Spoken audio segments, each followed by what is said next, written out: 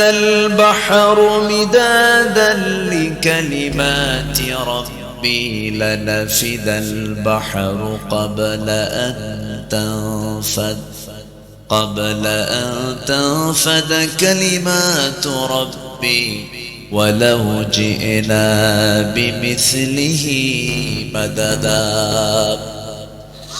আল্লাহর কালামের ব্যাখ্যা এত বড় ব্যাখ্যা, যদি গোটা পৃথিবীর সমস্ত সাত সমুদ্র যদি কালি হয়ে যায়, গোটা বৃক্ষ রাজি যদি কলম হয়ে যায়, পানিরূপী কলম পানিরূপী কালি দিয়া কলম দিয়া লিখতে লিখতে সাত সমুদ্রের পানিরূপী কালিগুলো লিখে লিখে শেষ হয়ে যাবে, কলম পত্র হয়ে যাবে, পানি নিঃশেষ হয়ে যাবে। কিন্তু আল্লাহর কালামের ব্যাখ্যা লেখা, আমার রবের কালিমার ব্যাখ্যা লেখা কোনোদিন শেষ করা যাবে না। জোরে বলি সুবহানাল্লাহ।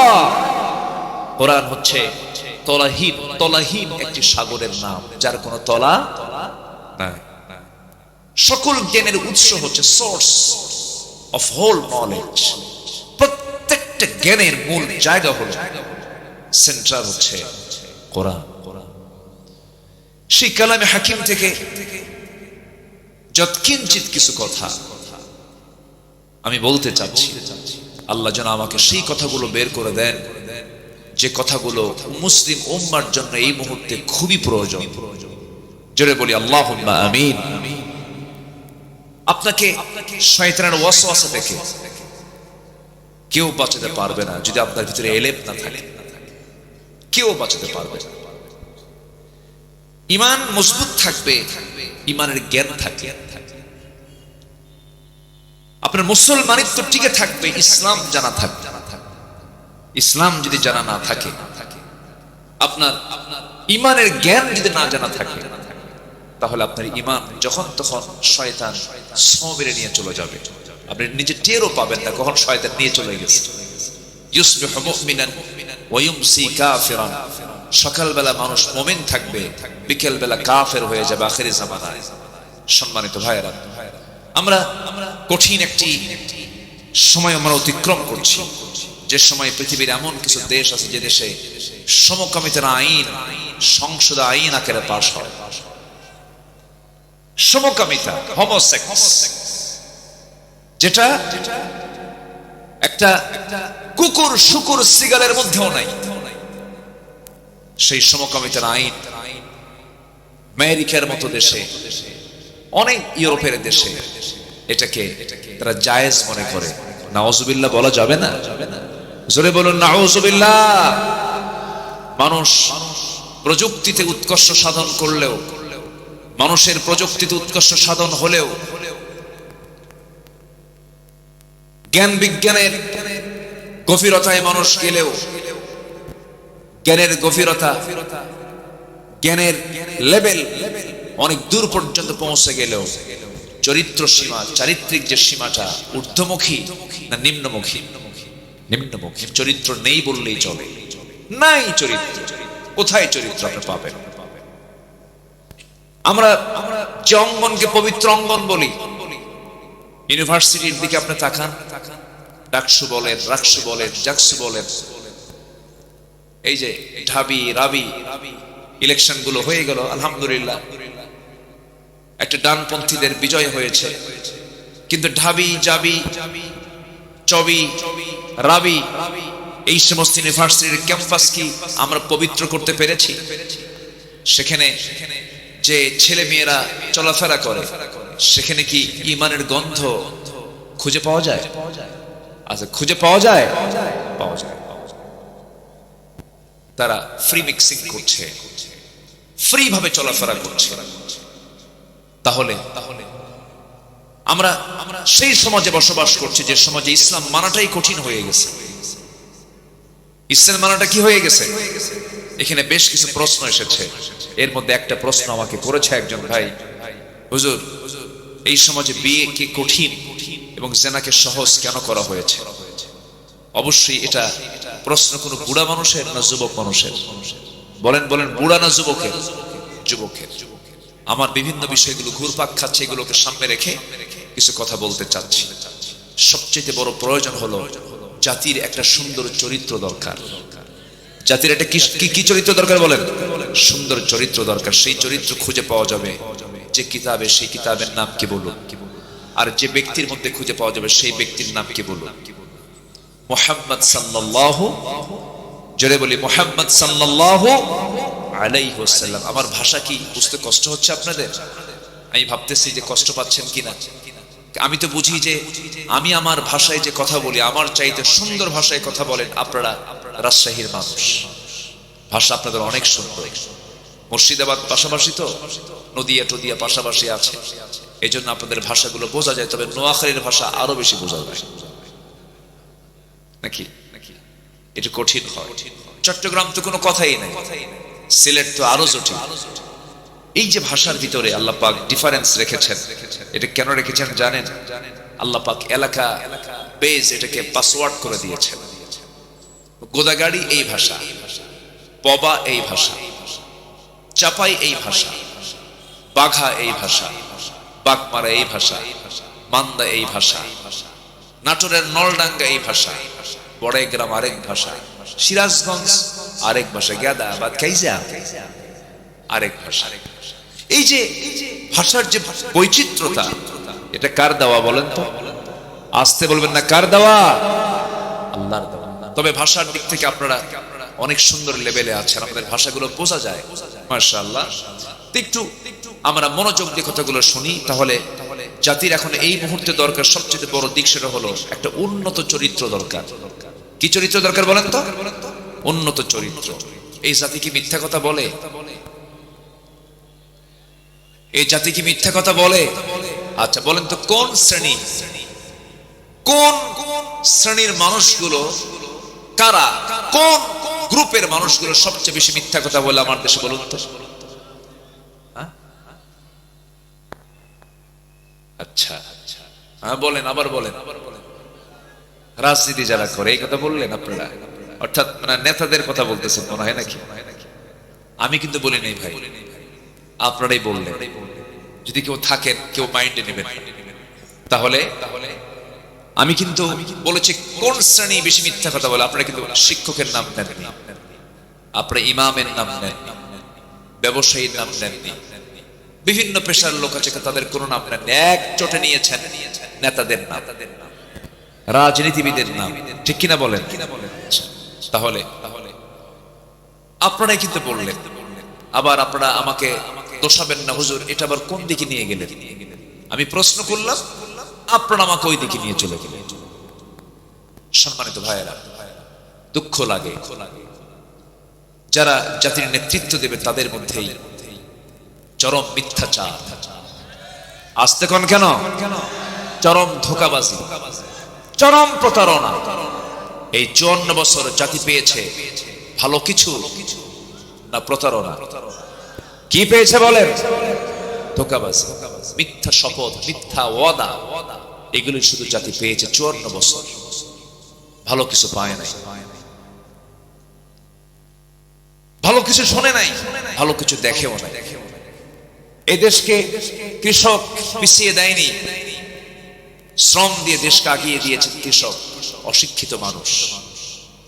শ্রমিক শ্রম দিয়ে সীমিত বেতনে দেশকে আগিয়ে দিয়েছেন, অর্থনীতিকে সমৃদ্ধ করেছেন। প্রবাসী অশিক্ষিত প্রবাস জীবন থেকে রেমিটেন্স পাঠিয়ে দেশকে আগিয়ে নিয়েছেন। সবাই অশিক্ষিত লোকগুলো দেশকে এগিয়ে নিল, আর দেশকে এই অধপতনে এই পর্যায়ে নিয়ে আসলো কারা? এক শ্রেণীর কলমের খোঁচা দিয়ে যারা জনগণের টাকা যারা লোপাট করেছে, নেতৃত্বের চেয়ারে বসে টাকাগুলো তসরুফ করে বিদেশে পাচার করেছে যারা।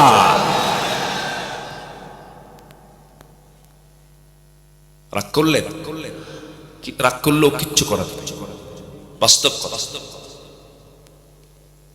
সম্মানিত ভাইয়েরা, তাহলে জাতির সুন্দর চরিত্র গড়ার জন্য আগে দরকার উন্নত চরিত্র। জাতির সুন্দর চরিত্র গড়ার জন্য এক নম্বর যে গুণটা দরকার সেটা হলো সত্য কথা বলা। কি বলেন তো? সত্য কথা বলা। এক জায়গায় না সব জায়গায়, এক জায়গায় না সব জায়গায়, সব জায়গায়। কোরআনের আলোকে উন্নত চরিত্র গঠনের জন্য 15টা চারিত্রিক গুণ আমি আজকে একটা একটা করে বলতে চাই। এর মধ্যে 1 নাম্বার হলো সততা, সত্যবাদিতা। জীবনের সকল জায়গায় বান্দাকে বলতে হবে।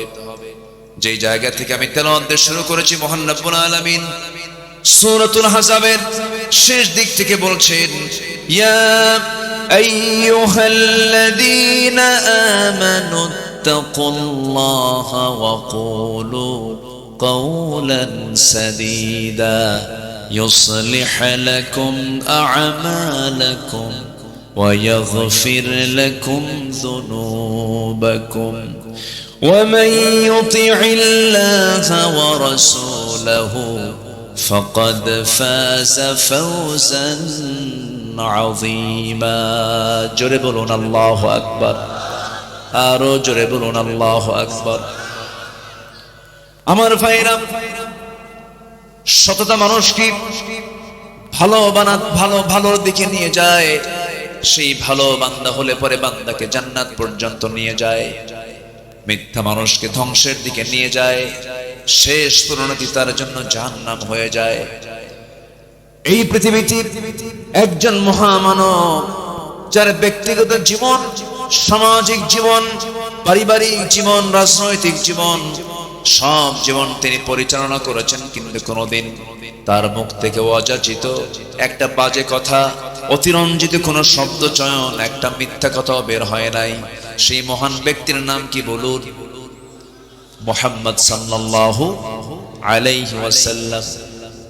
আমি কি দোয়া করে দেব? তো এই যে 2-1 জন করে চলে যায়, হ্যাঁ, এটা কেন? যেরকম সুবহানাল্লাহ। জাতিকে উন্নত করার জন্য এই একটা গুণ যদি জাতির মধ্যে ঢুকায় দেওয়া হয়, একটা গুণ, এই জাতি ভালো হওয়ার জন্য আর কিচ্ছু লাগবে না, এই একটা গুণই যথেষ্ট। জোরে বলি সুবহানাল্লাহ। কিন্তু এখানেই বড় প্রবলেম, এত মিথ্যা কথা বলে। পটিয়ার মোড়ে মোবাইল ফোন নিয়ে কথা বলছে, ভাই আপনি কোথায়? আমি তো জাহান্নামের চৌরাস্তায়।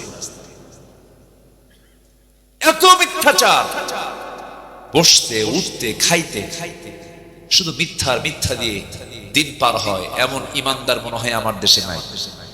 আসতে বলবেন না, আছে না নাই? আমার দেশে নামাজি বেশি না ইমানদার বেশি? প্রশ্ন কিন্তু খুব জটিল, ভালো করে কর।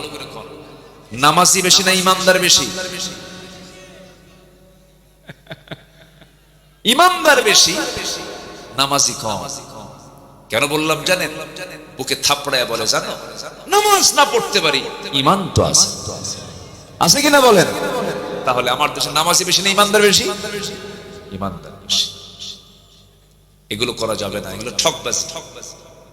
নামাজ না পড়লে আপনার ইমান টিকে থাকবে কেমনে? কার উপরে থাকবে ইমানটা? নামাজি নাই, তার কি ইমান টিকে থাকে? কেমনে থাকে? একটু কান লাগাবেন। একজন মহান ব্যক্তির কথা বলছিলাম, যার জীবনে একটা মিথ্যা মুখ থেকে বের হয় নাই। তিনি হচ্ছেন আমাদের আদর্শ, তিনি হচ্ছে আমাদের লিডার, তিনি হচ্ছেন আমাদের সকল কিছু। একদম উসওয়া হাসানা করে আল্লাহ পাক যাকে পাঠিয়েছেন, লাকাদ কানা লাকুম ফি রাসূলিল্লাহি উসওয়াতুন হাসানা। তিনি সকল কিছুর মডেল ছিলেন। দুনিয়ার সকল ইতিমরা এমন কথা যেন না বলতে পারে, পৃথিবীর সেরা মানুষ ইতিমদের অধিকার আদায় করবেন কেমনে? তিনি তো নিজে ইতিম ছিলেন না, আল্লাহ পাক তাকে ডাবল ইতিম করেছিলেন। জন্মের পূর্বে বাপ, জন্মের পর কে নাই? মা নাই। ইতিমের অধিকার তিনি প্রতিষ্ঠা করেছিলেন। আমার নবীজি সকল দিক থেকে, সকল আদর্শের দিক থেকে সব কিছুকে মডেল করে আল্লাহ রাব্বুল আলামিন যাকে সিলেকশন করে বলছেন, ওয়ামা আরসালনাকা ইল্লা রাহমাতাল লিল আলামিন। নিম্ন পদস্থ কর্মকর্তারা নামাজ পড়বে, ডিসির পিছনে তার কর্মচারী নামাজ পড়বে, এসপির পিছনে ওসিরা নামাজ পড়বে।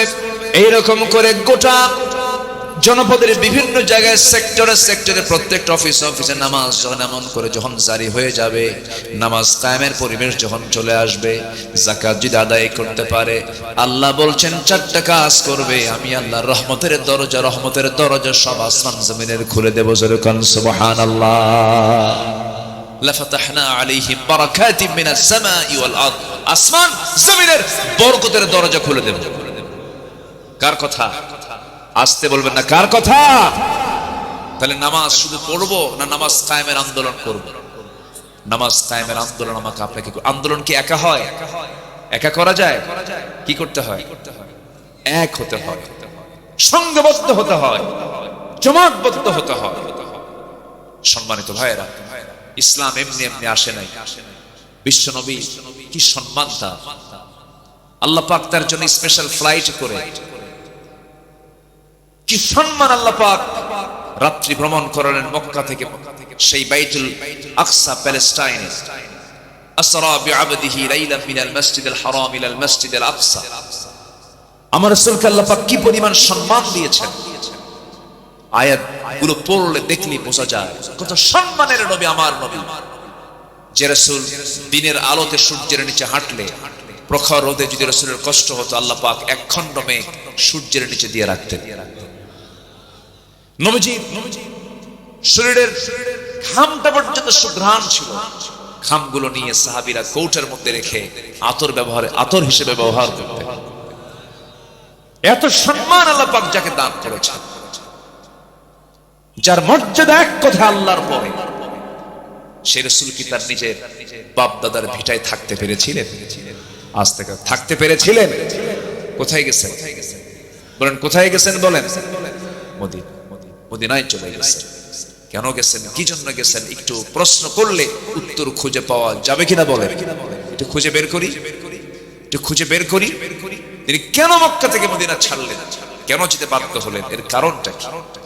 আমার নবীর সম্মান কত, অথচ সেই নবীর কোমর খুঁজো হয়ে গেছে, দুটো দাঁত ভেঙে ফেলা হয়েছে, গোটা শরীর থেকে রক্ত ঝরে ঝরে পায়ের তলার সাথে জুতার তলার জমাট বেঁধে গেছে। কেন? কি জন্য? কি কারণ? আমার বন্ধুগণ, এক লাইনে জবাব, লম্বা ইতিহাসের দিকে টানার সময় আজকে পাবো না। এক কথায় জবাব, সেটা হলো আমার আল্লাহ, আমার রাসূলকে আল্লাহ রাব্বুল আলামিন যে অর্ডার দিয়ে দুনিয়াতে পাঠিয়েছেন, যারা পারেন ঠোঁট মিলিয়ে বলুন, হুয়াল্লাযী আরসালা রাসূলাহু বিল হুদা ওয়া দীনিল হক লিইয়ুযহিরাহু আলাদ দীনি কুল্লিহি ওয়া কাফা বিল্লাহি শাহীদা। জোরে বলুন আল্লাহু আকবার। সকল দলের উপরে, সকল দিনের উপরে আল্লাহর দ্বীনকে বিজয়ী করার জন্য আল্লাহ রাব্বুল আলামিন তাকে দুনিয়াতে পাঠিয়েছিলেন। বদর পাড়ে দিয়েছেন, উহুদ পাড়ে দিয়েছেন, খন্দক পাড়ে দিয়েছেন। নবী তার নিজের জীবদ্দশায় তিনি ৮৬টি যুদ্ধ পরিচালনা করেছেন। আমার নবীজি নিজেই তিনি সদা অনেক যুদ্ধের তিনি নেতৃত্ব পর্যন্ত দিয়েছেন। আমার বন্ধুগণ, সেই নবীজিকে আল্লাহ রাব্বুল আলামিন যদি তার আসন থেকে এত বড় পরীক্ষার মধ্যে ফেলতে পারেন, রাসূল যখন মারা যান কোমর সোজা করে দাঁড়াতে পারছিলেন না। আম্মা জান আয়েশা সিদ্দিকা বলছেন, ইয়া রাসূলুল্লাহ, কোমর তো সোজা করতে পারছেন না। রাসূল বলছেন, আয়েশা রে, কোমর সোজা করব কেমনে? খন্দকের পরীক্ষা খনন করতে করতে আমার কোমরটা কুঁজো হয়ে গেছে। আমার বন্ধুগণ, আমার নবী উহুদের যুদ্ধের পরের দিন থেকে মৃত্যুর দিন পর্যন্ত সামনের দুটো দাঁত ভাঙ্গা ছিল, ভাঙ্গা মুখেই তিনি কথা বলেছেন, ভাঙ্গা দাঁতে কথা বলেছেন। কতটা স্লিপ হয়ে গেছে, আমার নবীদের চেহারার সৌন্দর্য পর্যন্ত নষ্ট হয়ে গিয়েছে। এত কষ্ট করে যে নবীজি দিন কায়েমের সংগ্রাম করে দিনকে বিজয়ের চূড়ান্ত লেভেলে পৌঁছায় দিলেন, আমার বন্ধুগণ, সেই দিনকে আমার ইমান মজবুত, আমার ইমান কতটুকু মজবুত আল্লাহ পাক এটাকে চেক আপ করার জন্য আল্লাহ রাব্বুল আলামিন বান্দাকে বলছেন, বান্দা, ইমান চেকআপের জায়গা শুধু মসজিদ নয়, ইমান চেকআপের জায়গা হলো বাস্তব ময়দান। ঠিক কি না? আবু জেহেলরা দেশ চালাবে, আবু জেহেলের নাতিপুতিরা দেশ চালাবে, আলেম ওলামারা নামাজি মানুষ তাদের অনুগত হয়ে তাদের নাগরিক হয়ে থাকবে। এটা হতে দেওয়া যাবে না। আইয়ুবের শাসন দেখেছি, মুজিবের ভাষণ শুনেছি, জিয়ার খাল কাটা দেখেছি, আর আমাদের চাচার তাল বেতাল দেখেছি, আর বাকি সময় দেখেছি হলো হরতাল আর হরতাল। সব দেখা শেষ। আগামীর দেশ আমরা আগামীর দেশ বাংলাদেশকে দেখতে চাই কোরআনের বাংলাদেশ। কারা কারা চান দুহাত উঁচু করে দেখান মুসলমান।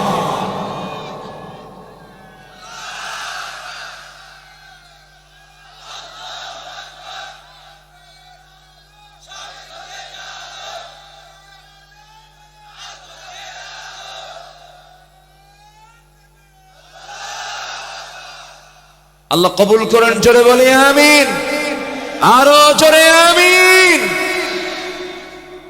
সম্মানিত ভাইয়েরা, উন্নত চরিত্রের জন্য 15টা গুণ দরকার কোরআনের আলোকে। 1 নাম্বার হলো সত্য কথা বলা। রাজি আছেন তো সবাই?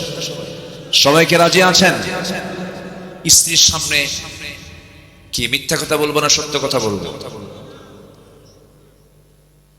কিছু সময় কিছু জায়গায় যুদ্ধের ময়দানে আমি কি শত্রুকে সত্য কথা বলবো?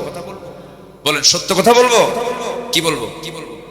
যা হবে তার কি উল্টা বলতে হবে, বিপরীতটা বলতে হবে। এটা হচ্ছে যুদ্ধের কৌশল। ওই জায়গায় মিথ্যা কথা বলা জরুরি, আপনি মিথ্যা কথা বলতে হবে। কিছু জায়গা আছে সেখানে মিথ্যা বলতে হবে। যেরকম বিশেষ বিশেষ সময়ে স্বামী তার স্ত্রীকে একটু কৌশল করে কিছু মিথ্যা বলতে পারে, আবার পাইকারি দরে কইয়েন না।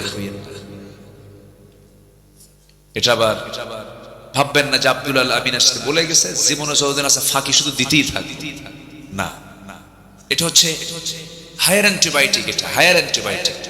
এটা জীবনে 2-1 বার দেওয়া যেতে পারে। খুব রাগ করেছে স্ত্রী, তোমার সংসার করবই না। মেয়েদের মধ্যে এই জাতীয় কথা, প্রান্তিক কথা কম আসে না বেশি আসে? কম আসে না বেশি আসে? পুরুষরাও কম না, কিছু পুরুষ আছে বেজুত, ধৈর্য নাই বললেই চলে। এক মহিলা কয়েকদিন আগে আমাকে ফোন দিয়ে বলে, হুজুর একটা কথা, প্রশ্ন কি, আমার স্বামী সকালেও তালাক দেয়, সন্ধ্যাও তালাক দেয়, আমি কি আসি না নাই? তাহলে এটা যদি হয় অবস্থা এটা কেমন হবে? সম্মানিত ভাইয়েরা, হয়তো রাগ করে বউ প্ল্যান করতেছে আমি চলেই যাবো বাবার বাড়ি, আমি তোমার সঙ্গে সংসার করবো না, থাকো তোমার সংসার নিয়ে, তোমার বাচ্চা কাচ্চা নিয়ে থাকো, গেলাম চলে গেলাম। খুব চূড়ান্ত অবস্থা কাজ করছে। সেই সময় আস্তে করে ডাক দিবেন, ময়না, অথবা একটা কিছু ডাক দিবেন, ডাক দিয়ে বসায় দিয়ে বললেন, তুমি কি চাও? আগামীকাল তোমার জন্য আমি ঢাকা যাচ্ছি, আমি তোমার জন্য দেশ ট্রাভেলস টিকিট বুকিং করেছি। আছে নাকি? ও, তাহলে তোর নাম কমনই পড়ছে মনে হয়। আচ্ছা, আমি ঢাকা গিয়ে তোমার জন্য একদম পেটা আপন জুয়েলার্স থেকে 2 ভরি স্বর্ণের চেন কিনবো। পুরান ঢাকায় গিয়ে চামড়ার 1 জোড়া জুতা কিনবো। নারায়ণগঞ্জ গিয়ে তোমার জন্য আমি একটি সুন্দর শাড়ি কিনবো, অথবা 3 পিস কিনবো, অথবা জামা কিনবো। দেখবেন এতটুকু বয়ান দেওয়ার সঙ্গে সঙ্গেই ব্যাগ হাতের থেকে পড়ে গেছে, মুখে একটা মুস্কি হাসি মেরে বলে, সত্যি আনবা তো? দেখবেন সব ক্লিয়ার। পরে কিচ্ছু দিবেন না, গুনাহ হবে না।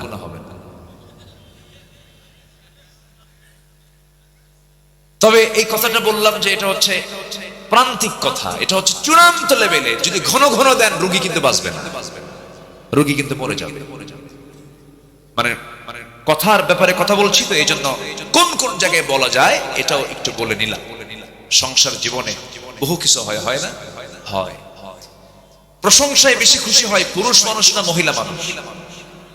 পুরুষ মানুষ না মহিলা মানুষ? পুরুষকে বেশি প্রশংসা করলে পুরুষ মাইন্ড করে, ওর মতলব কি রে, এত প্রশংসা করে কেন? ঠিক আছে না? ওর মতলবটা কি?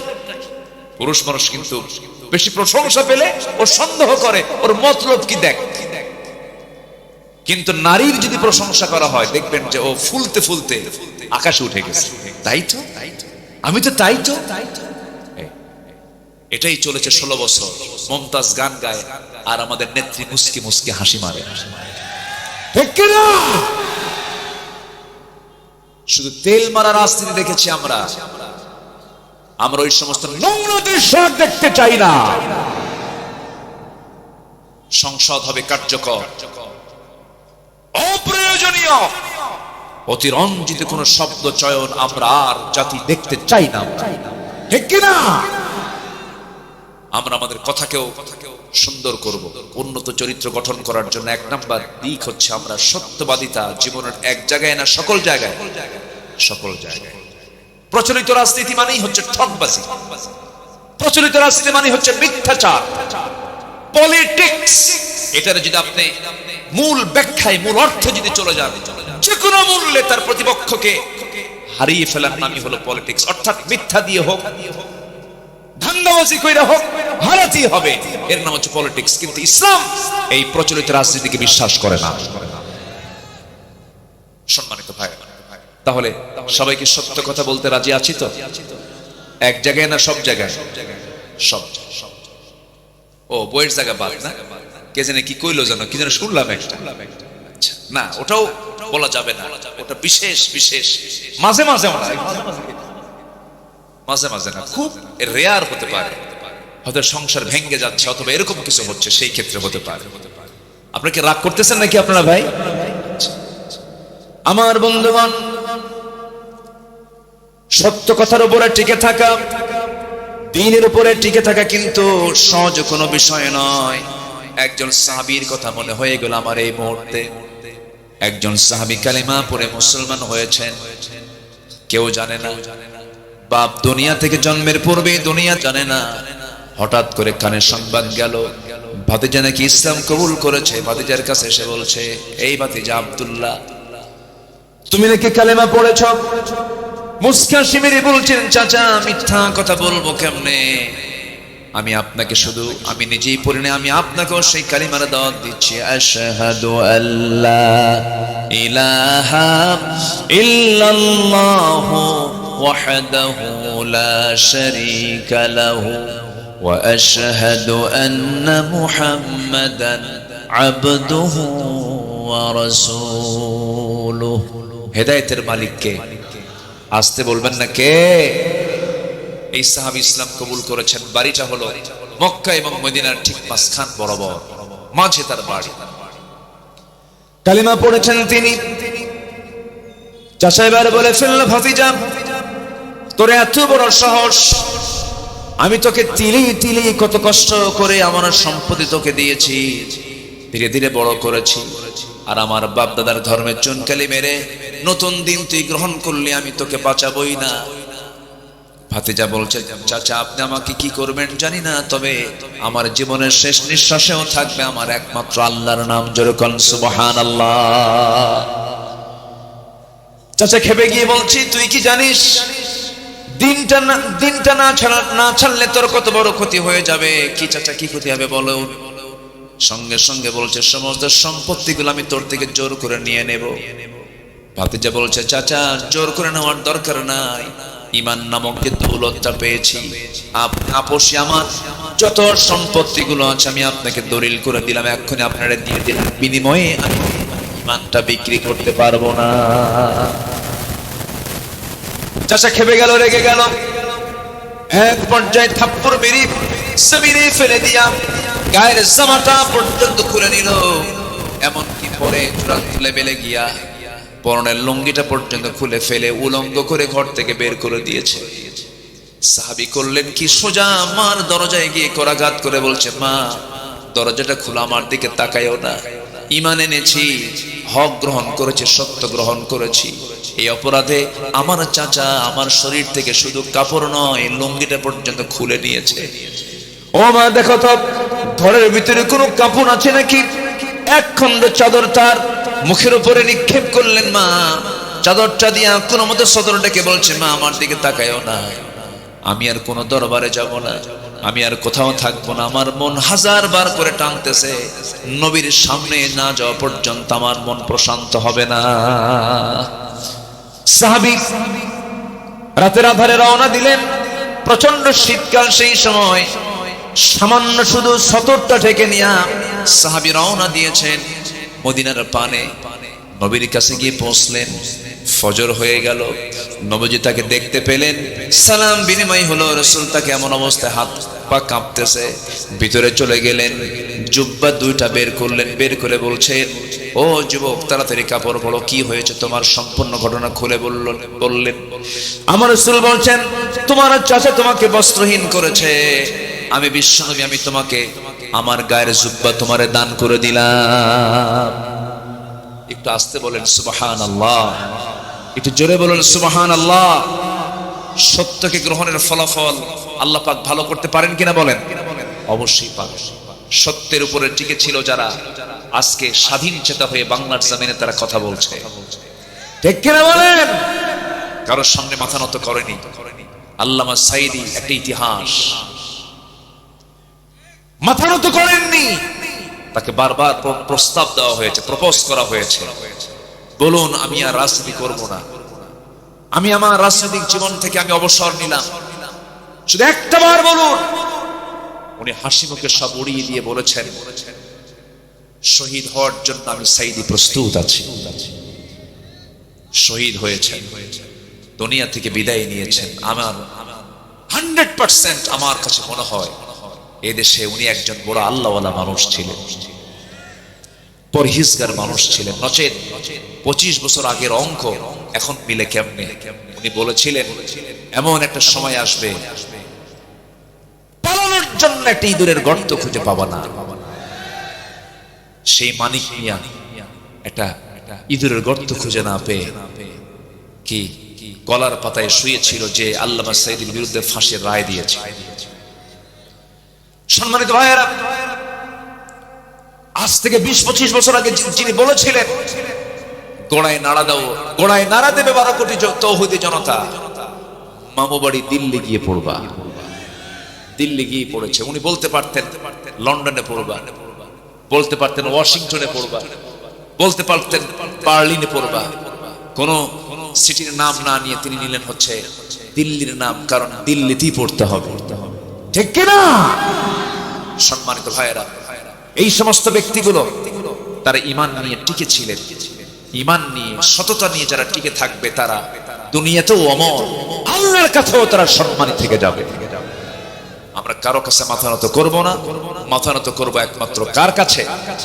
আল্লাহর কাছে। আমার ভাইরা,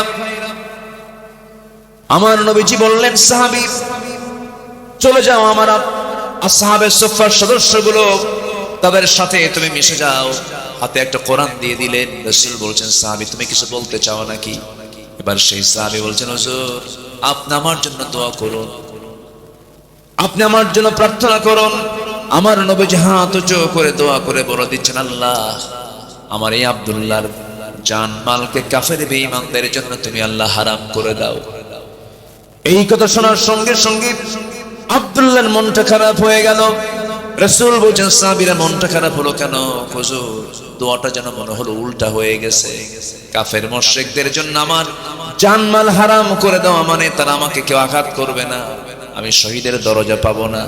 রাসূল বলছেন, আব্দুল্লাহ রে, দিন গ্রহণ করতে নিয়ে তোর চরম বেগ পেতে হয়েছে, দুনিয়া বিক্রি করে ঈমানটা রাখতে হয়েছে। আমি তোর ব্যাপারে যে দোয়াটা করেছি এর মানে তুই শহীদ হবি না তা নয়।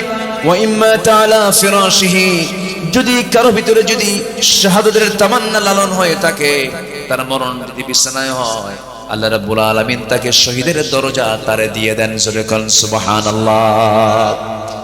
আমার বন্ধুগণ, এই কথা বলে তাকে বিদায় জানালেন। জোরে জোরে তিনি কোরআন তেলাওয়াত করেন। সাহাবীদের কষ্ট হয়, নবীর কাছে এসে পরামর্শ চাইলেন, হুজুর নতুন একজন সাহাবী আব্দুল্লাহ, তার নাম জোরে জোরে কোরআন চিৎকার করে করে পড়ে, আমাদের ডিস্টার্ব হয়। রাসূল বলছেন, ও আমার সাহাবীরা, আমার আব্দুল্লাহর তেলাওয়াতের ব্যাপারে তোমরা কেউ বাধা দিও না, কারণ আব্দুল্লাহর দিন গ্রহণ করতে নিয়ে দুনিয়াকে বিক্রি করে এরপরে দিনকে গ্রহণ করতে হয়েছে। জোরে বলেন সুবহানাল্লাহ।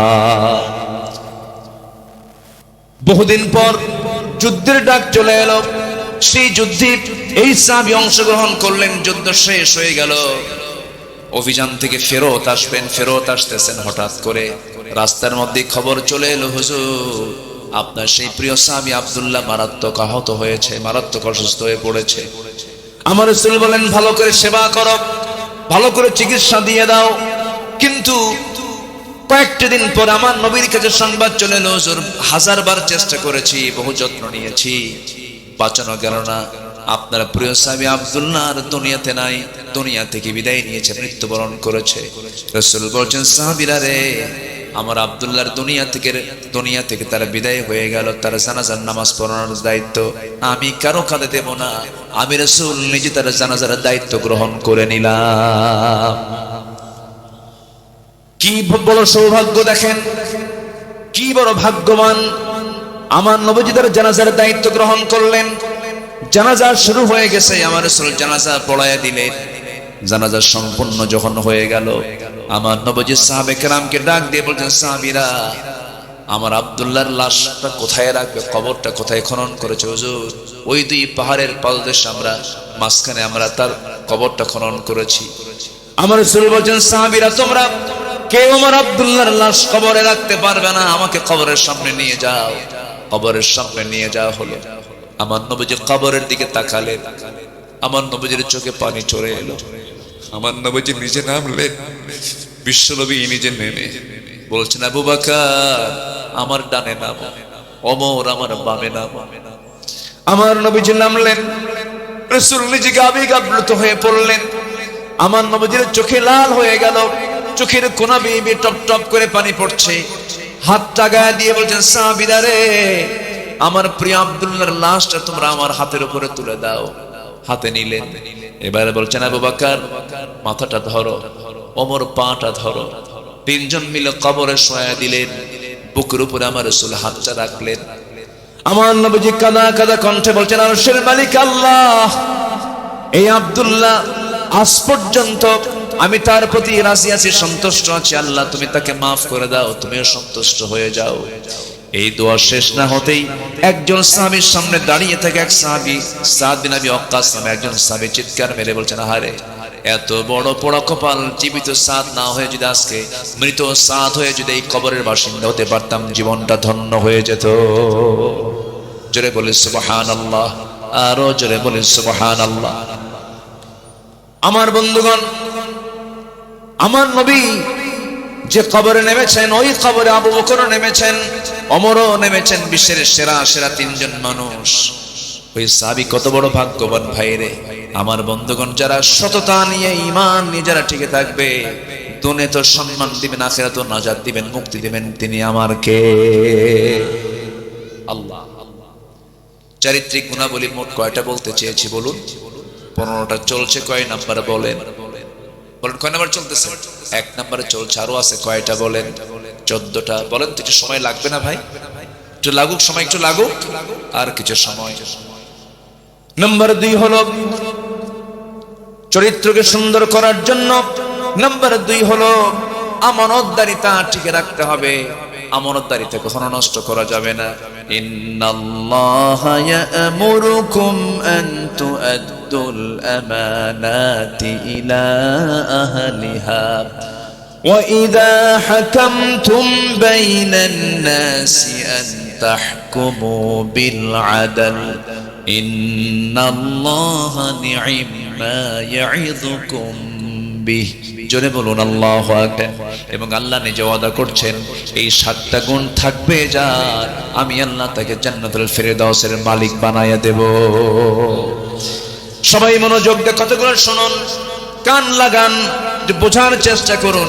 আল্লাহ রাব্বুল আলামিন বলেন, قد أفلح المؤمنون الذين هم في صلاتهم خاشعون والذين هم عن اللغو معرضون والذين هم للزكاة فاعلون والذين هم لفروجهم حافظون। জোরে বলুন আল্লাহু আকবার। 7টা গুণ আছে যার, জান্নাতুল ফেরদাউস আছে তার। নাম্বার 1 হলো নামাজকে সুন্দর করা। নাম্বার 2 হলো জিহ্বাকে বিশ্রাম দেওয়া, বাজে কোনো কথা না বলা, মিথ্যার সঙ্গে না থাকা। নাম্বার 3 হলো যাকাত ঠিকমতো আদায় করা। নাম্বার 4 হলো লজ্জাস্থানের হেফাজত করা। আমার বন্ধুগণ, এরপরে নাম্বার 5 হলো ওয়াদা ঠিক রাখা। নাম্বার 5 হলো, নাম্বার 6 হলো আমানতদারিতা ঠিক রাখা। আমার বন্ধুগণ, আমানতদারিতা কি? স্বামীর কাছে স্ত্রী একটা কি বলেন? আস্তে কয়, বলেন বলেন বলেন, কর্মচারীর কাছে কর্মকর্তার মালিকের মালামালগুলো কি বলেন? আমানত। আমার বন্ধুগণ, আমানতদারিতা বিশাল একটা বিষয়। উন্নত চরিত্র গঠন করার জন্য, উন্নত সমাজ করার জন্য, উন্নত রাষ্ট্র তৈরি করার জন্য মানুষগুলোকে উন্নত হতে হবে, উন্নত চরিত্র অর্জন করতে হবে। এক নাম্বার সত্যবাদিতা, নাম্বার 2 হলো আমানতদারিতা। রাষ্ট্রের দায়িত্ব পালন করে, এটা একটা কি বলেন? বলেন বলেন বলেন বলেন। রাষ্ট্রের কথা আসলে একজন সাহাবীর কথা বারবার মনে পড়ে যায়, তার নাম হলো ওমর। আল্লাহু আকবার বলে। এক ফকির আসছে তার কাছে ভিক্ষা চাইতে। কি চাইতে বলে? ভিক্ষা চাইতে আসছে। দরজায় এসে ডাকছে, দরজা খুলে না। কিছুক্ষণ দেখলেন, দেখার পরে ওই ফকিরটা ডাক দিয়ে আবার চলে যাচ্ছেন। ওমরে ফারুক এসে পিছন থেকে ডাক দিয়ে বলে, মহিলা তারা নামাজ পড়বে। ডিসির পিছনে তার কর্মচারী নামাজ পড়বে, এসপির পিছনে ওসিরা নামাজ পড়বে। এইরকম করে গোটা জনপদের বিভিন্ন জায়গায় সেক্টরে সেক্টরে প্রত্যেকটা অফিসে নামাজ যখন এমন করে যখন জারি হয়ে যাবে, নামাজ কায়েমের পরিবেশ যখন চলে আসবে, যাকাত যদি আদায় করতে পারে, আল্লাহ বলছেন 4টা কাজ করবে, আমি আল্লাহ রহমতের দরজা সব আসমান জমিনের খুলে দেব। যেরকম সুবহানাল্লাহ, লাফাতাহনা আলাইহিম বারাকাতিম মিনাস সামাই ওয়াল আরদ, আসমান জমিনের বরকতের দরজা খুলে দেব। কার কথা? আসতে বলবেন না, কার কথা? তাহলে নামাজ শুধু পড়বো না নামাজ কায়েমের আন্দোলন করব? নামাজ কায়েমের আন্দোলন আমাকে আপনাকে, আন্দোলন কি একা হয়? একা করা যায়? কি করতে হয়? এক হতে হয়, সংঘবদ্ধ হতে হয়, জমাতবদ্ধ হতে হয়। সম্মানিত ভাইয়েরা, ইসলাম এমনি এমনি আসে নাই। বিশ্ব নবী কি সম্মান তার! আল্লাহ পাক তার জন্য স্পেশাল ফ্লাইট করে, কি সম্মান আল্লাহ পাক রাত্রি ভ্রমণ করালেন মক্কা থেকে সেই বাইতুল আকসা প্যালেস্টাইন। আসরা বিআবদিহি লাইলাম মিনাল মসজিদিল হারাম ইলাল মসজিদিল আকসা। আমার রাসূলকে আল্লাহ পাক কি পরিমাণ সম্মান দিয়েছেন!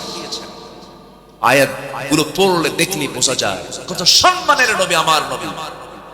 যে রাসূল দিনের আলোতে সূর্যের নিচে হাঁটলে, প্রখর রোদে যদি রাসূলের কষ্ট হতো, আল্লাহ পাক এক খণ্ড মেঘ সূর্যের নিচে দিয়ে রাখতেন। নবীজি শরীরের ঘামটা পর্যন্ত সুঘ্রাণ ছিল। ঘামগুলো নিয়ে সাহাবীরা কৌটার মধ্যে রেখে আতর হিসেবে ব্যবহার করতেন।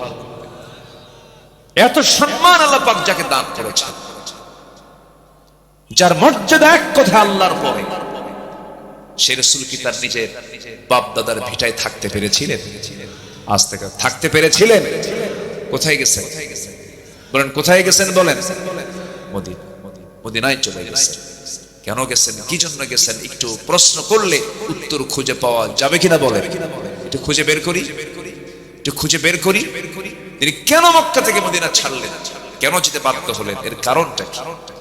আমার নবীর সম্মান কত, অথচ সেই নবীর কোমর কুঁজো হয়ে গেছে, দুটো দাঁত ভেঙে ফেলা হয়েছে, গোটা শরীর থেকে রক্ত ঝরে ঝরে পায়ের তলার সাথে জুতার তলার জমাট বেঁধে গেছে। কেন? কি জন্য? কি কারণ? আমার বন্ধুগণ, এক লাইনে জবাব, লম্বা ইতিহাসের দিকে টানার সময় আজকে পাবো না। এক কথায় জবাব, সেটা হলো আমার আল্লাহ, আমার রাসূলকে আল্লাহ রাব্বুল আলামিন যে অর্ডার দিয়ে দুনিয়াতে পাঠিয়েছেন, যারা পারেন ঠোঁট মিলিয়ে বলুন, হুয়াল্লাযী আরসালা রাসূলাহু বিল হুদা ওয়া দীনিল হক লিইয়ুযহিরাহু আলাদ দীনি কুল্লিহি ওয়া কাফা বিল্লাহি শাহীদা। জোরে বলুন আল্লাহু আকবার। সকল দলের উপরে, সকল দিনের উপরে আল্লাহর দ্বীনকে বিজয়ী করার জন্য আল্লাহ রাব্বুল আলামিন তাকে দুনিয়াতে পাঠিয়েছিলেন। বদর পাড়ে দিয়েছেন, উহুদ পাড়ে দিয়েছেন, খন্দক পাড়ে দিয়েছেন। নবী তার নিজের জীবদ্দশায় তিনি ৮৬টি যুদ্ধ পরিচালনা করেছেন। আমার নবীজি নিজেই তিনি সদা অনেক যুদ্ধের তিনি নেতৃত্ব পর্যন্ত দিয়েছেন।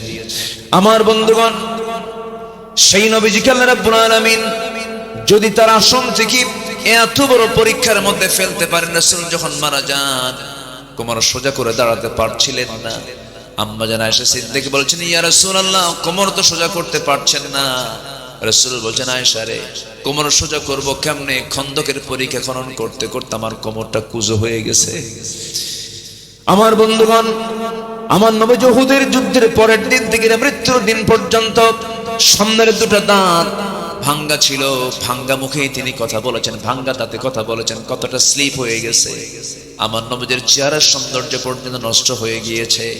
এত কষ্ট করে যে নবীজি দিন কায়েমের সংগ্রাম করে দিনকে বিজয়ের চূড়ান্ত লেভেলে পৌঁছায় দিলেন, আমার বন্ধুগণ সেই দিনকে আমার ইমান মজবুত, আমার ইমান কতটুকু মজবুত আল্লাহ পাক এটাকে চেক আপ করার জন্য আল্লাহ রাব্বুল আলামিন বান্দাকে বলছেন, বান্দা, ইমান চেকআপের জায়গা শুধু মসজিদ নয়, ইমান চেকআপের জায়গা হলো বাস্তব ময়দান।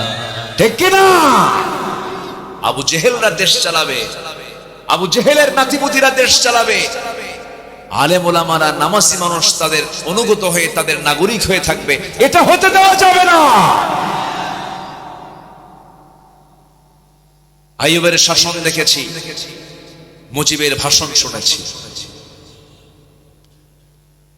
জিয়ার খাল কাটা দেখেছি, আর আমাদের চাচার তাল বেতাল দেখেছি, আর বাকি সময় দেখেছি হলো হরতাল আর হরতাল। সব দেখা শেষ। আগামীর দেশ, আমরা আগামীর দেশ বাংলাদেশকে দেখতে চাই কোরআনের বাংলাদেশ। কারা কারা চান দুহাত উঁচু করে দেখান মুসলমান।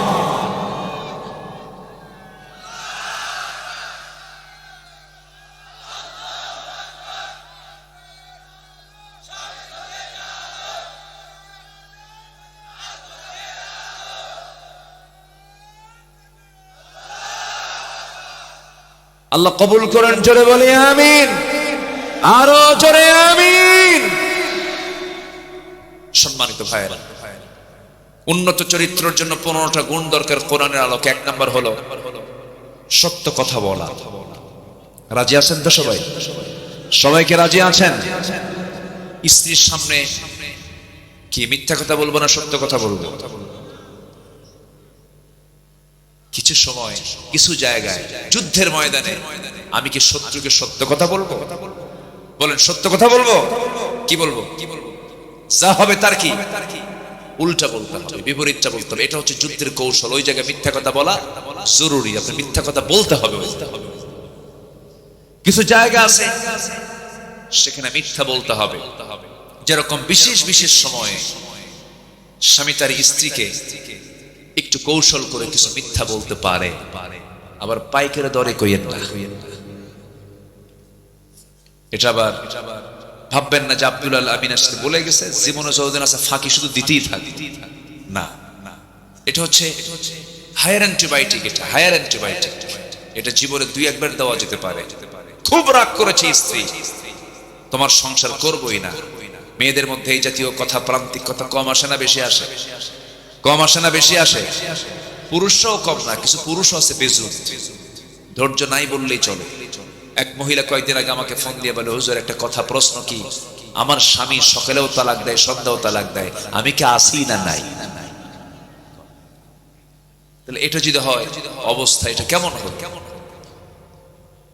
সম্মানিত ভাইয়েরা, হয়তো রাগ করে বউ প্ল্যান করতেছে, আমি চলেই যাবো বাবার বাড়ি, আমি তোমার সঙ্গে সংসার করবো না, থাকো তোমার সংসার নিয়ে, তোমার বাচ্চা কাছে থাকো, গেলাম চলে গেলাম। খুব চূড়ান্ত অবস্থা কাজ করছে।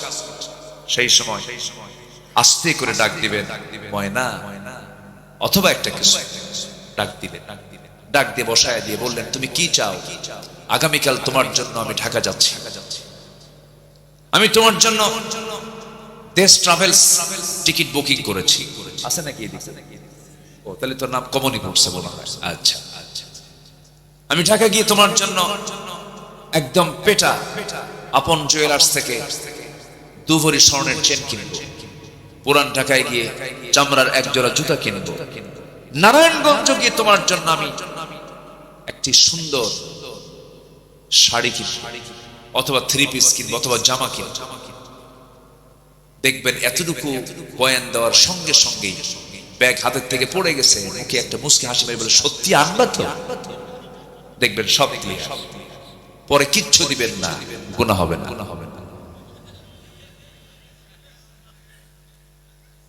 তবে এই কথাটা বললাম যে এটা হচ্ছে প্রান্তিক কথা, এটা হচ্ছে চূড়ান্ত লেভেলে। যদি ঘন ঘন দেন রোগী কিন্তু বাঁচবে না, রোগী কিন্তু মরে যাবে। মানে কথার ব্যাপারে কথা বলছি তো, এই জন্য কোন কোন জায়গায় বলা যায় এটাও একটু বলে নিলাম। সংসার জীবনে বহু কিছু হয়, হয় না? হয়। প্রশংসায় বেশি খুশি হয় পুরুষ মানুষ না মহিলা মানুষ? পুরুষ মানুষ না মহিলা মানুষ? পুরুষকে বেশি প্রশংসা করলে পুরুষ মাইন্ড করে, ওর মতলব কি রে, এত প্রশংসা করে কেন? ঠিক আছে না? ওর মতলবটা কি? পুরুষ মানুষ কিন্তু বেশি প্রশংসা পেলে ও সন্দেহ করে ওর মতলব কি দেখ। কিন্তু নারীর যদি প্রশংসা করা হয় দেখবেন যে ও ফুলতে ফুলতে আকাশে উঠে গেছে। তাই তো, আমি তো তাই তো। এটাই চলেছে 16 বছর। মমতাজ গান গায় আর আমাদের নেত্রী মুস্কি মুস্কি হাসি মারে। শুধু তেল মারা রাজনীতি দেখেছি আমরা। আমরা ওই সমস্ত নোংরা দৃশ্য দেখতে চাই না। সংসদ হবে কার্যকর, অপ্রয়োজনীয় অতিরঞ্জিত কোন শব্দ চয়ন আমরা আর জাতি দেখতে চাই না। ঠিক কিনা? আমরা আমাদের কথাকেও সুন্দর করব। উন্নত চরিত্র গঠন করার জন্য 1 নাম্বার দিক হচ্ছে আমরা সত্যবাদিতা জীবনের এক জায়গায় না সকল জায়গায়, সকল জায়গায়। প্রচলিত রাজনীতি মানেই হচ্ছে ঠকবাজি, প্রচলিত রাজনীতি মানে হচ্ছে মিথ্যাচার, পলিটিক্স। এটার যদি আপনি মূল ব্যাখ্যায় মূল অর্থে যদি চলে যান, যে কোনো মূল্যে তার প্রতিপক্ষকে হারিয়ে ফেলার নামই হলো পলিটিক্স। অর্থাৎ মিথ্যা দিয়ে হোক, ধান্দাবাজি কইরা হোক, হারাতেই হবে, এর নাম হচ্ছে পলিটিক্স। কিন্তু ইসলাম এই প্রচলিত রাজনীতিকে বিশ্বাস করে না। সম্মানিত ভাই, তাহলে সবাইকে সত্য কথা বলতে রাজি আছি তো? এক জায়গায় না সব জায়গায়? সব। ও বইয়ের জায়গা বাদ না? কে জানে কি কইলো জানো, কি যেন শুনলাম একটা। না, ওটাও বলা যাবে না, ওটা বিশেষ বিশেষ মাঝে মাঝে, মাঝে মাঝে না, খুব রেয়ার হতে পারে। হয়তো সংসার ভেঙে যাচ্ছে অথবা এরকম কিছু হচ্ছে, সেই ক্ষেত্রে হতে পারে। আপনাকে রাগ করতেছেন নাকি আপনারা ভাই? আমার বন্ধুগণ, সত্য কথার উপরে টিকে থাকা, দ্বীনের উপরে টিকে থাকা কিন্তু সহজ কোনো বিষয় নয়। একজন সাহাবীর কথা মনে হয়ে গেল আমার এই মুহূর্তে। একজন সাহাবী কালিমা পড়ে মুসলমান হয়েছেন, কেউ জানে না। বাপ দুনিয়া থেকে জন্মের পূর্বে দুনিয়া জানে না। হঠাৎ করে কানে সংবাদ গেল ভাতিজা নাকি ইসলাম কবুল করেছে। ভাতিজার কাছে এসে বলছে, এই ভাতিজা আব্দুল্লাহ, তুমি নাকি কালেমা পড়েছ? মুস্কা শিমিরে বলছেন, চাচা মিথ্যা কথা বলবো কেমনে? আমি আপনাকে শুধু, আমি নিজেই পড়ি না, আমি আপনাকেও সেই কালিমার দাওয়াত দিচ্ছি। আশহাদু আল্লা ইলাহা ইল্লাল্লাহু ওয়াহদাহু লা শারীকা লাহু ওয়া আশহাদু আন্না মুহাম্মাদান আবদুহু ওয়া রাসূলুহু। হেদায়েতের মালিক কে? আসতে বলবেন না কে? এই সাহাবী ইসলাম কবুল করেছেন। বাড়িটা হলো মক্কা এবং মদিনার ঠিক মাঝখান বরাবর, মাঝে তার বাড়ি। কালিমা পড়েছেন তিনি। চাচা এবার বলে ফেলল, ভাতিজা তোর এত বড় সাহস, আমি তোকে তিলি তিলি কত কষ্ট করে আমার সম্পত্তি তোকে দিয়েছি, ধীরে ধীরে বড় করেছি, আর আমার বাপ দাদার ধর্মের চুনকালি মেরে নতুন দিন তুই গ্রহণ করলি, আমি তোকে বাঁচাবই না। ভাতিজা বলছে, চাচা আপনি আমাকে কি করবেন জানি না, তবে আমার জীবনের শেষ নিঃশ্বাসেও থাকবে আমার একমাত্র আল্লাহর নাম। জোরে কোন সুবহানাল্লাহ। চাচা খেপে গিয়ে বলছি, তুই কি জানিস দিনটা না ছাড়লে তোর কত বড় ক্ষতি হয়ে যাবে? কি চাচা, কি ক্ষতি হবে বলো? সঙ্গে সঙ্গে বলছে, সমস্ত সম্পত্তিগুলো আমি তোর থেকে জোর করে নিয়ে নেব। ভাতিজা বলছে, চাচা জোর করে নেওয়ার দরকার নাই, ঈমান নামক যে দৌলতটা পেয়েছি, আপসি আমার যত সম্পত্তিগুলো আছে আমি আপনাকে দলিল করে দিলাম, এক্ষুনি আপনারা দিয়ে দিলাম, বিনিময়ে আমি ঈমানটা বিক্রি করতে পারবো না। চাচা খেপে গেল, রেগে গেল, এক পর্যায়ে থাপ্পড় মেরে জমিনে ফেলে দিয়া গায়ের জামাটা পর্যন্ত খুলে নিল। এমনকি পরে চূড়ান্ত লেভেলে গিয়া পরনের লুঙ্গিটা পর্যন্ত খুলে ফেলে উলঙ্গ করে ঘর থেকে বের করে দিয়েছে। সাহাবী করলেন কি, সোজা মার দরজায় গিয়ে করাঘাত করে বলছে, মা দরজাটা খোলা, আমার দিকে তাকায়ও না।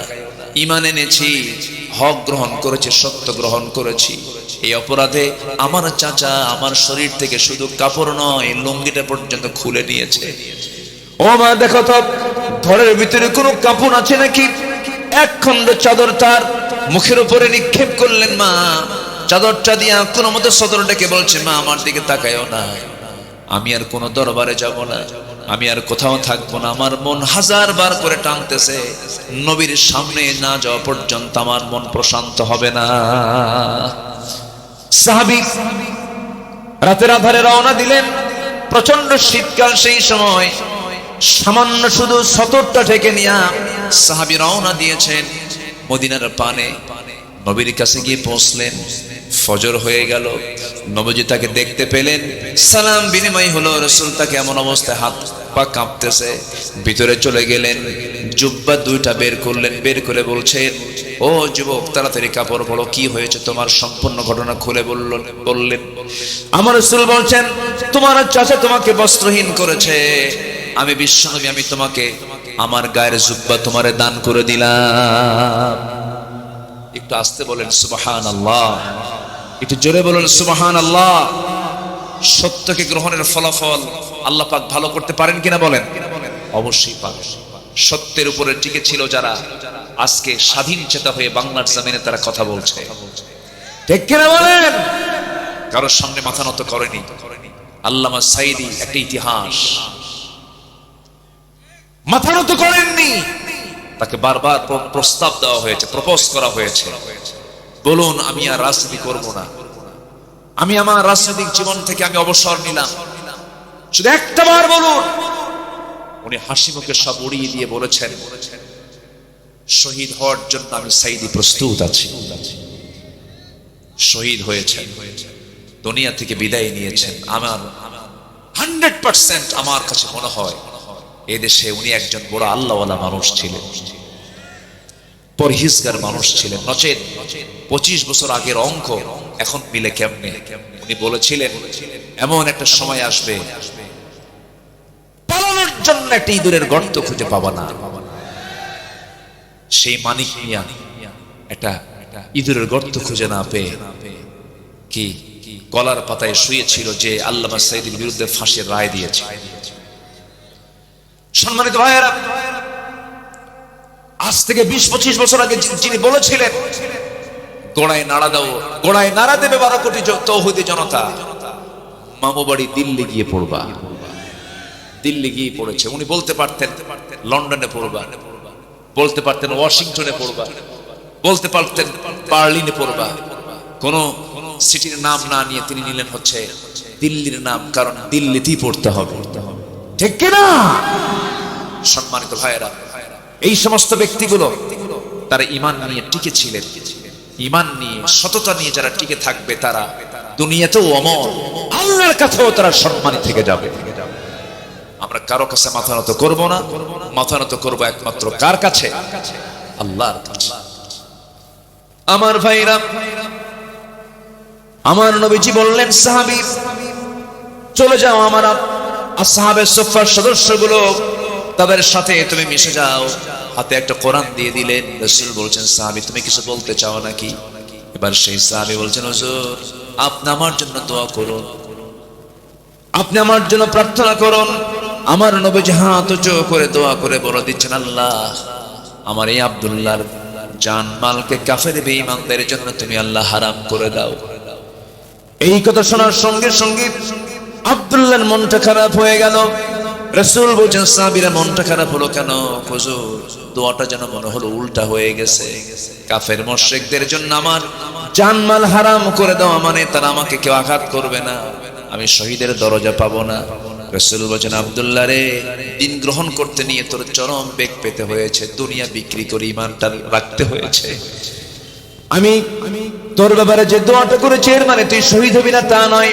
ওয়া ইম্মা তাআলা ফিরাশিহি, যদি কারো ভিতরে যদি শাহাদাতের তামান্না লালন হয়ে থাকে, তার মরণ যদি বিছানায় হয়, আল্লাহ রাব্বুল আলামিন তাকে শহীদের দরজা তারে দিয়ে দেন। জোরে কোন সুবহানাল্লাহ। আমার বন্ধুগণ, এই কথা বলে তাকে বিদায় জানালেন। জোরে জোরে তিনি কোরআন তেলাওয়াত করেন। সাহাবীদের কষ্ট হয়, নবীর কাছে এসে পরামর্শ চাইলেন, হুজুর নতুন একজন সাহাবী আব্দুল্লাহ, তার নাম জোরে জোরে কোরআন চিৎকার করে করে পড়ে, আমাদের ডিস্টার্ব হয়। রাসূল বলছেন, ও আমার সাহাবীরা, আমার আব্দুল্লাহর তেলাওয়াতের ব্যাপারে তোমরা কেউ বাধা দিও না, কারণ আব্দুল্লাহর দিন গ্রহণ করতে নিয়ে দুনিয়াকে বিক্রি করে এরপরে দিনকে গ্রহণ করতে হয়েছে। জোরে কোন সুবহানাল্লাহ। বহুদিন পর যুদ্ধের ডাক চলে এলো। সেই যুদ্ধে এই সাহাবী অংশগ্রহণ করলেন। যুদ্ধ শেষ হয়ে গেল, অভিযান থেকে ফেরত আসবেন, ফেরত আসতেছেন, হঠাৎ করে রাস্তার মধ্যে খবর চলে এলো, হুজুর আপনার সেই প্রিয় সাহাবী আব্দুল্লাহ মারাত্মক আহত হয়েছে, মারাত্মক অসুস্থ হয়ে পড়েছে। আমার রাসূল বলেন, ভালো করে সেবা করো, ভালো করে চিকিৎসা দিয়ে দাও। কিন্তু কয়েকটা দিন পর আমার নবীর কাছে সংবাদ চলে এলো, হুজুর হাজারবার চেষ্টা করেছি, বহু যত্ন নিয়েছি, বাঁচানো গেল না। আপনার প্রিয় সাহাবী আব্দুল্লাহ আর দুনিয়াতে নাই, দুনিয়া থেকে বিদায় নিয়েছে, মৃত্যুবরণ করেছে। রাসূল বলছেন, সাহাবীরা রে, আমার আব্দুল্লাহর দুনিয়া থেকে তার বিদায় হয়ে গেল, তার জানাজার নামাজ পড়ানোর দায়িত্ব আমি কারো কাঁধে দেব না, আমি রাসূল নিজে তার জানাজার দায়িত্ব গ্রহণ করে নিলাম। কি বড় সৌভাগ্য দেখেন, কি বড় ভাগ্যবান। আমার নবীজি তার জানাজার দায়িত্ব গ্রহণ করলেন। জানাজা শুরু হয়ে গেছে, আমার রাসূল জানাজা পড়ায়া দিলেন। জানাজা সম্পূর্ণ যখন হয়ে গেল, আমার নবীজি সাহাবে কেরামকে ডাক দিয়ে বলছেন, সাহাবীরা, আমার আব্দুল্লাহর লাশটা কোথায় রাখবে, কবরটা কোথায় খনন করেছে হুজুর? ওই দুই পাহাড়ের পাদদেশে আমরা মাঝখানে আমরা তার কবরটা খনন করেছি। আমার রাসূল বলছেন, সাহাবীরা, তোমরা কেউ আমার আব্দুল্লাহর লাশ কবরে রাখতে পারবে না, আমাকে কবরের সামনে নিয়ে যাও। কবরের সামনে নিয়ে যাওয়া হলো। আমার নবীজি কবরের দিকে তাকালেন, আমার নবীজির চোখে পানি চলে এলো। আমার নবীজি নিজে নামলেন, বিশ্বনবী নিজে নেমে বলছেন, আবু বকর আমার ডানে নামো, ওমর আমার বামে নামো। আমার নবীজি নামলেন, রাসূল নিজে আবেগ আপ্লুত হয়ে পড়লেন। আমার নবীজির চোখে লাল হয়ে গেল, চোখের কোনা বেয়ে টপ টপ করে পানি পড়ছে। হাতটা গায়ে দিয়ে বলছেন, সাহাবীরা রে, আমার প্রিয় আব্দুল্লাহর লাশটা তোমরা আমার হাতের উপরে তুলে দাও। হাতে নিলেন। এবারে বলছেন, আবু বকর মাথাটা ধরো, ওমর পাটা ধরো। তিনজন মিলে কবরে শোয়া দিলেন। বুকের উপরে আমার রাসূল হাতটা রাখলেন। আমার নবীজি কাঁদা কাঁদা কণ্ঠে বলছেন, আরশের মালিক আল্লাহ, এই আব্দুল্লাহ আজ পর্যন্ত আমি তার প্রতি রাজি আছি, সন্তুষ্ট আছি। আল্লাহ তুমি তাকে মাফ করে দাও, তুমিও সন্তুষ্ট হয়ে যাও। এই দোয়া শেষ না হতেই একজন সাহাবীর সামনে দাঁড়িয়ে থাকে এক সাহাবী, সাদ বিন আবি ওয়াক্কাস নামে একজন সাহাবী চিৎকার মেরে বলছেন, আহারে, এত বড় বড় কপাল, জীবিত সাদ না হয়ে যদি আজকে মৃত সাদ হয়ে যদি এই কবরের বাসিন্দা হতে পারতাম, জীবনটা ধন্য হয়ে যেত।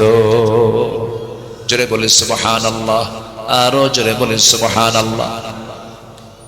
আমার বন্ধুগণ, আমার নবী যে কবরে নেমেছেন, ওই কবরে আবু বকরও নেমেছেন, ওমরও নেমেছেন, বিশ্বের সেরা সেরা তিনজন মানুষ। ওই সাহাবী কত বড় ভাগ্যবান ভাইরে।